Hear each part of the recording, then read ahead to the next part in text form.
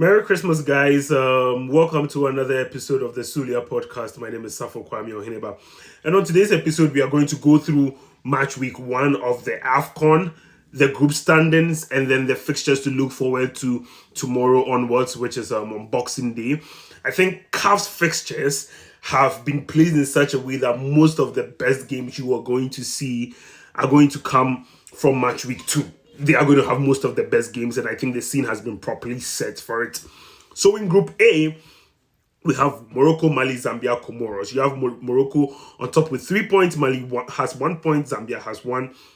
Comoros has no point.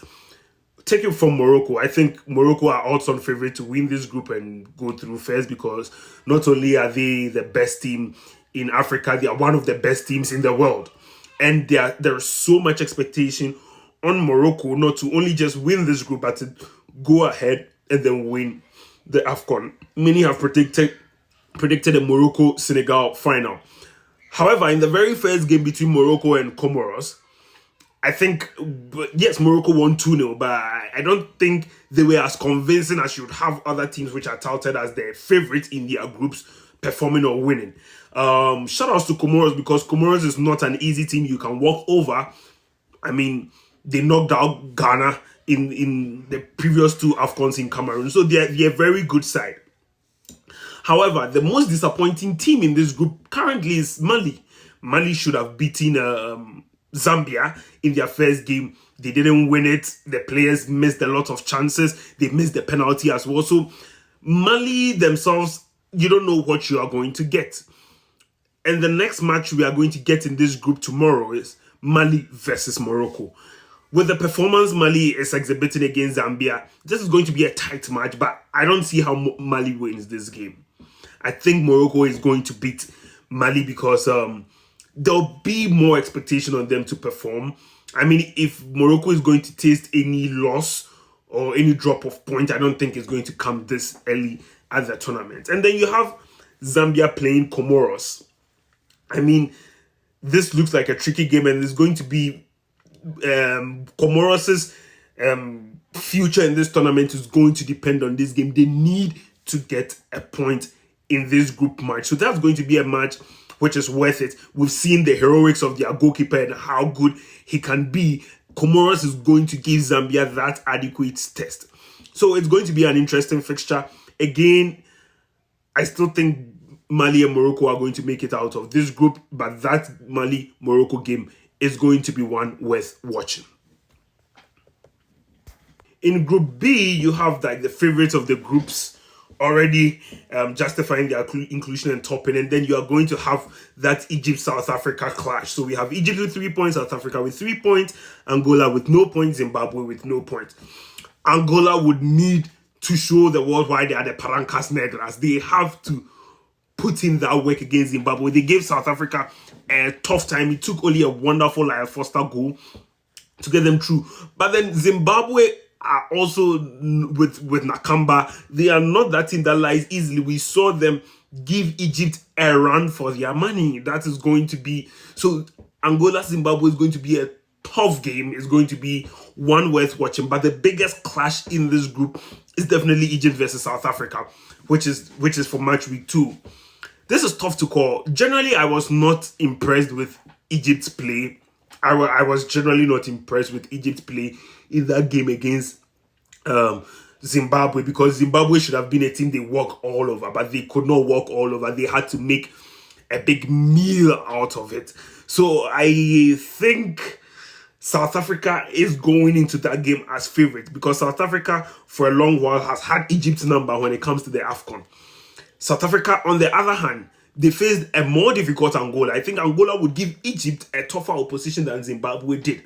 And they were able to come through with some scintillating football. Hugo Broos and his men, I'm waxing lyrical about them. And that's the game I would watch. But South Africa would go into that game as favorites. And one thing I've realized about the South African side is maybe through Mamelodi Sundowns and the fact that they are mostly meeting North Africans in CAF Champions League, they have like no fear for North Africans, be it Morocco or Algeria. So they have absolutely zero fear for South Africans.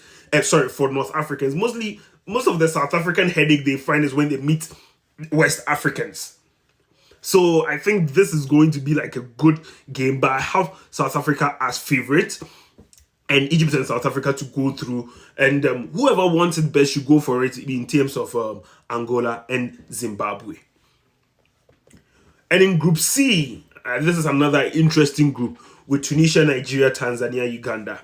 I was going through the history records today. Tunisia, Nigeria gives you shades of Afcon 2004. You have Tunisia knocking out Nigeria from making that final, and then Tunisia going ahead to host and win the Afcon. From the games I watched, and this is not, I love Nigeria, I would be supporting Nigeria, but I think Tunisia have stopped being the defensive Tunisia everyone knows. Tunisia, all of a sudden, are playing free-flowing attacking football. They were dangerous against Uganda. Like, Uganda, I have so much hope for the Cranes of Uganda, but I have come to the conclusion that this was not more of a piss-poor performance from them than a dominating performance from Tunisia. Consider me scared. And then you watch Nigeria and Tunisia. On that side, I think, so you watch Nigeria and Tanzania. You didn't expect the Taifa Stars to give Nigeria a run for their money. You expected the Taifa Stars, which is Tanzania, to be like an easier fixture. But then apparently they were a headache for Nigeria. I think you have Osimhen not knowing how to stay onside. You have the cracks are there. That's all I would say. One thing I loved about Nigeria is they really came out all guns blazing, but the cracks in the team are still there. I think Tunisia are going to beat them. This is not the Ghana bias, but this is from what I have seen. Nigeria, and it is better that Nigeria is going into this game as the underdogs. It will help them play the better game. But then from the play I have seen from both sides, and nobody is talking about Tunisia's impeccable performance even through the World Cup qualifiers. Nobody is even talking about the impeccable performance. It's like they've really gone under the radar, but I am scared of them, especially playing in North Africa where they can get most of their fan base together. If you compare and contrast that to Nigeria, who for some strange reason did not have government-sponsored funds. Maybe we should implement that in Ghana, but still, funds being there is important, and the context of African football really varies. That's why you have government subsidized travels and all of that. But I think Tunisia are going to beat Nigeria. But well, it's football, and football has its way of telling the stories. But Tunisia are the outright favorite. Tanzania, Uganda is going to be the derby of East Africa. These two teams are together with Kenya, are going to co-host the next Afcon, and they don't like each other. If I see they like each other, it would be like that. I would be lying. They don't like each other. It's going to be fun to watch. It's going to be fun to have the rivalry and all. But everybody and their mama knows that I am like Uganda Zabu boy. So I think Uganda has to up their game. If they play the way they played against Tunisia, they are not going to qualify, and their stay in this Afcon is going to be very short. Forward to Group D, where you have Senegal dog walking Botswana. Like, that's how a favorite plays. Like, leave no chance, like no imbecility, give no chance. I mean, you had the Botswana goalkeeper making like 14 saves. Like, that's ridiculous. That's like how much firepower Senegal has. So Senegal are good to go. The other big team in this group, which was supposed to be DR Congo, served as an utter disappointment against Benin. There is no way DR Congo should have had a point out of that game. The VAR not working for Benin, I think it's a big shame. It's a dent on this tournament, which has been properly organized. I don't know how the VAR does not work in such a moment. It was a clear penalty, and DR Congo should have had a point out of this and not 3 points. I mean, DR Congo were tipped as one of the dark horses, but currently they are not behaving as a dark horse. They are facing Senegal, who's had their number. See, if you are someone who bet a Senegal win. This is a Senegal win. This is like one of the easiest, because even in DR Congo, Senegal went to dog walk them 3-2.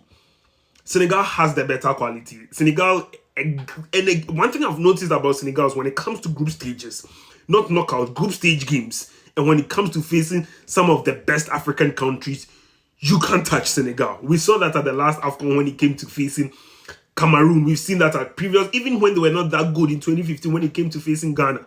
Mostly their shortcomings is when they are out of the group and when there's like a knockout and all like eyes on them. They are going to beat Congo. Mark it anywhere. And again, I've been saying it, and I said it on previous episodes. I don't know why Congo does not want to play Feston Mayele. The guy is one of the best African strikers for a reason. If he's not playing, then what's the point of having him? Because I'm sick and tired of him playing Meshach earlier. I think Mayele is better than Bakambu. I don't know what Desabre wants to see, but Senegal are going to beat them. I'm very sure about that. And then it comes to Benin and Botswana. See, Benin was without one of their star striker, Steve Mounier. I don't know if he's going to come back for that game, but this is the match for Benin to make a point. I think Botswana will also be looking at it that this is one of the easiest games they are going to face. But the Zebras, I doubt they are going to get the win over Benin. I think Benin played well against Congo, played well enough to gain a point. And then Group E, I stated that this is like my favorite group. You have Algeria, Burkina Faso, Equatorial Guinea, and Sudan.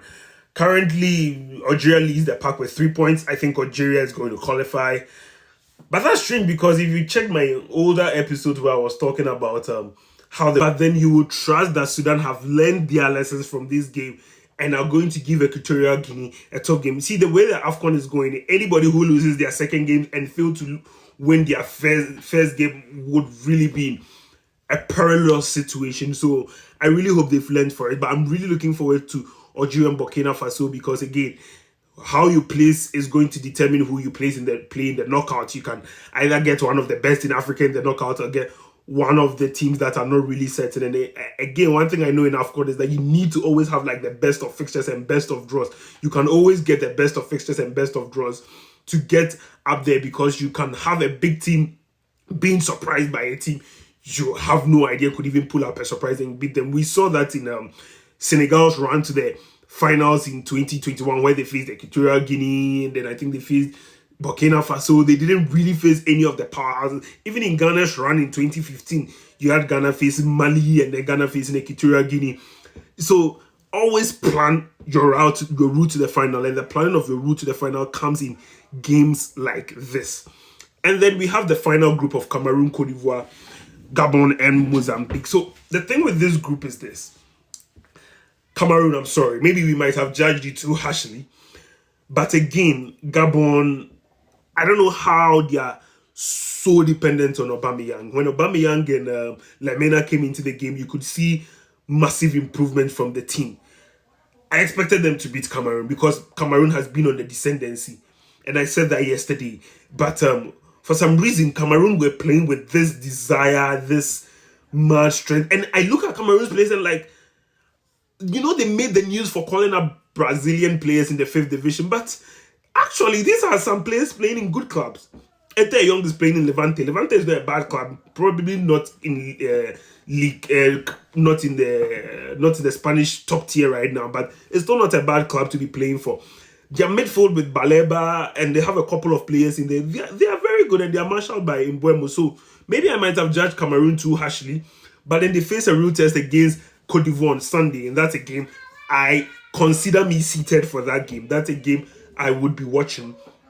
Cote d'Ivoire against Mozambique as well. Again, so wasteful, and I had a whole recording on that. They were too wasteful, but at least Mozambique was a difficult team, and they went beyond that test. I'm trusting that if Gabon wants to make a stake, they have to beat Mozambique. It's going to be a tough game, but then we are looking forward to that Cameroon Cote d'Ivoire game, and then we will see who the better teams are. So it was lovely coming your way. Please share, like, and subscribe to the Sulia podcast.